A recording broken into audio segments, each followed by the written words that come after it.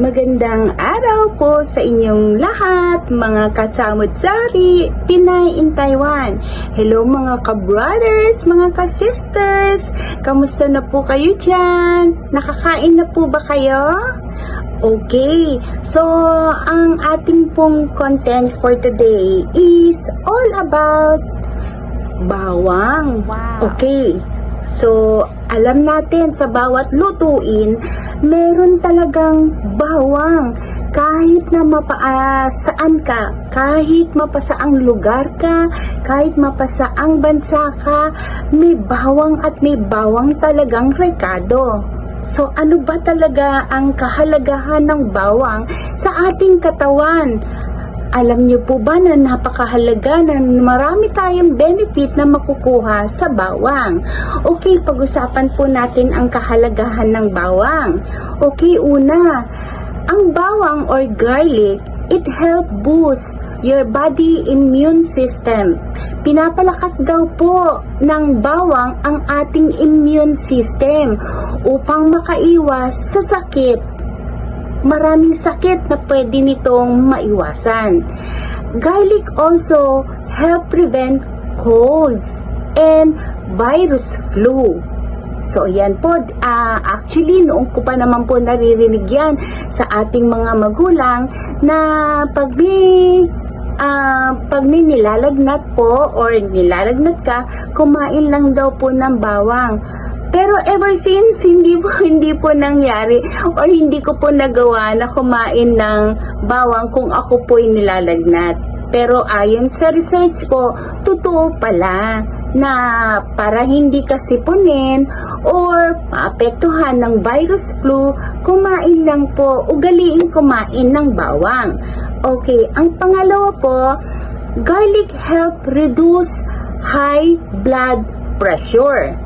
Ang stroke at ang heart attacks ang pinakamapanganib na sakit sa buong mundo na magiging sanhi o nagiging sanhi po ng kamatayan. Ang garlic more. Number 3, garlic help reduce cholesterol level. Cholesterol is a fatty and a critical component in our blood. So, meron pong dalawang klaseng cholesterol. Ang isa is LDL at ang pangalawa is HDL. Okay, pag-usapan po natin ang LDL. Ang LDL o ang tinatawag nating bad cholesterol or meaning sa LDL is low density lipoprotein or sa madaling salita, siya yung bad cholesterol. Bakit po ba tinawag na bad? Because it contributes to fatty build up in arteries. Okay, ang arteries, yan yung diyan dumadaloy ang ating dugo. Okay, kung arteries are vein, yung arteries mas thick po siya, yung vein mas thin. So pagka kunwari nagkaroon ng mga fats po, siya po yung humaharang sa pagdaloy ng dugo. So, kaya po nagkakaroon ng heart attack. Okay. So, the other one is good cholesterol or HDL, high density lipoprotein. Bakit ba good cholesterol? Because they have a healthy level that may help protect against heart attack and stroke. Okay? So, eating garlic does not influence good cholesterol. So, walang ka-influence na ang garlic sa kain natin ng garlic. It is good. Hindi siya nagdudulot ng fatty sa arteries. Okay, kaya nga po good. Kasi pinoprotektahan niya ang daloy ng dugo para po makaiwas tayo sa stroke.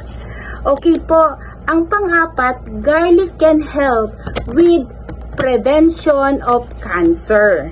Okay, so according to our researcher, eating garlic can prevent or lower the risk of having a colon cancer.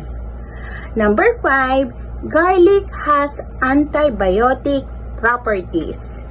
Garlic has allicin. Allicin is a bioactive antibiotic that help fight infection and bacteria. Fight infection and bacteria daw po, gaya ng salmonella. Okay, madalas nating naririnig ang salmonella. Ang salmonella, siya yung nagkakos ng pagtatae or diarrhea. Siya yung nagkakos ng fever and stomach pain. Kasi nga po, dun sa salmonella. So yung garlic, pinoprotektahan niya rin ang ating katawan doon sa salmonella and other viral infection. Number 6, garlic may prevent Alzheimer's and dementia daw po. Garlic contain antioxidant that may help prevent Alzheimer's disease and dementia. Okay, so importante talaga ang bawang sa atin, ano? Garlic may also help protect against cognitive decline. So, binabawasan, hini-help niya na at least palagi pong makaiwas sa sakit na dementia, lalong-lalo na po sa mga matatanda. Okay po?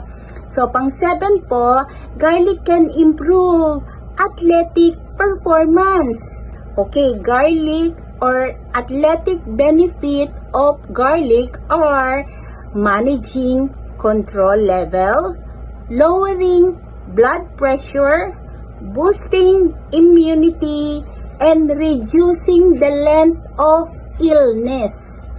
Also, if the garlic once added in your diet, it helps delay fatigue and physical exertion. So, yun po. At least, nire-reduce niya or pinapabagal niya ang katawan natin para makaramdam ng fatigue or yung mga athletic sa mga physical exertion. 8. Garlic help detox your body. Garlic play detoxification on our body, which help us getting rid things that don't belong to our body. Okay, may mga things po na hindi naman talaga mabuti sa ating pangangatawan. So, garlic ang nagde-detoxify niyan. Okay. Sa araw-araw, na palagi tayong mga misis po, o sige, in fairness, tayong lahat, pati kay Mr. Okay. So, sa araw-araw, na-expose tayo sa mga chemicals and compound contents like pesticide, household cleanser, at yung mga radiation.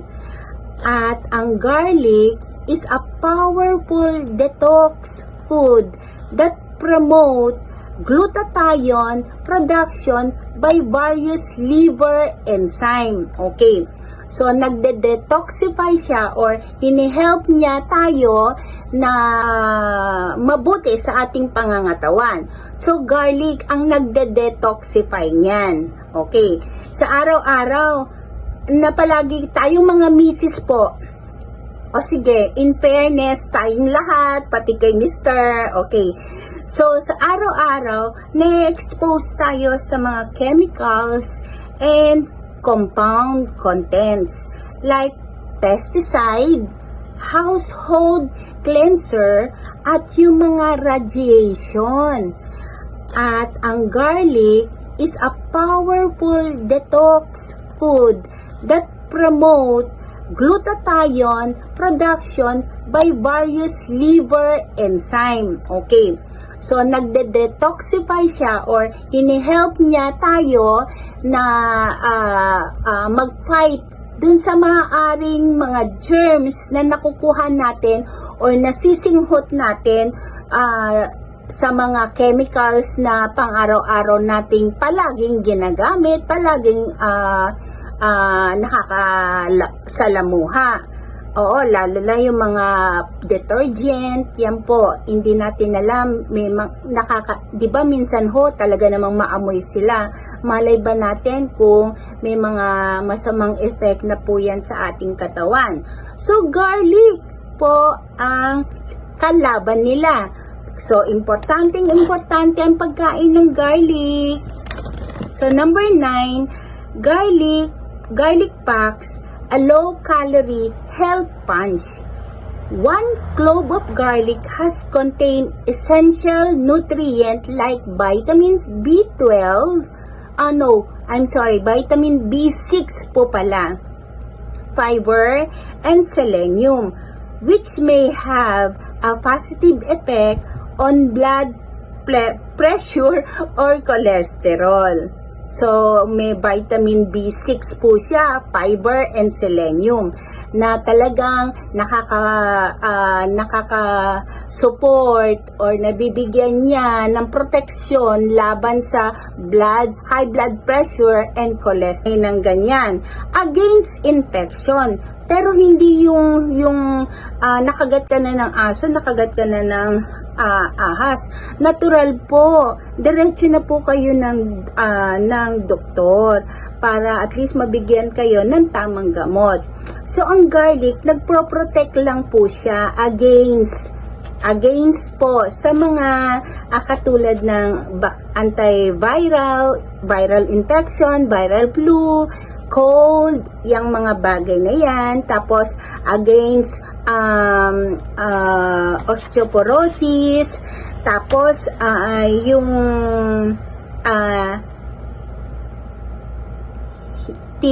hini-help niya rin ang mga athletics na bumagal ang iyong fatigue.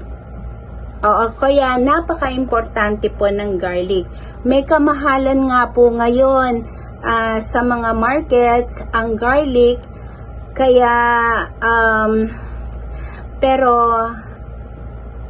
at least konting garlic. Ako po dito po sa Taiwan may kamahalan ng garlic, pero talagang hindi mawawala kasi sa rekado sa pagkain ng garlic. Kaya kung kaya nyo naman po, pwede naman pong gawing makasanayan natin isang clove lang po ng garlic para maproteksyon tayo sa sakit na nakukuha natin sa labas. Isang clove, yon, ligtas na ang iyong katawan sa mga mapanganib na sakit. Okay po? So, we can eat 1 clove of garlic every day to boost immunity, to detoxify, and fight bacteria in our body. Okay po. Sana po may natutunan po kayo for today's vlog, at sana po tuloy-tuloy po kayo manood ng aking vlog, mag-subscribe, mag-likes, and mag-comment po kung meron po kayong gustong pag-usapan natin.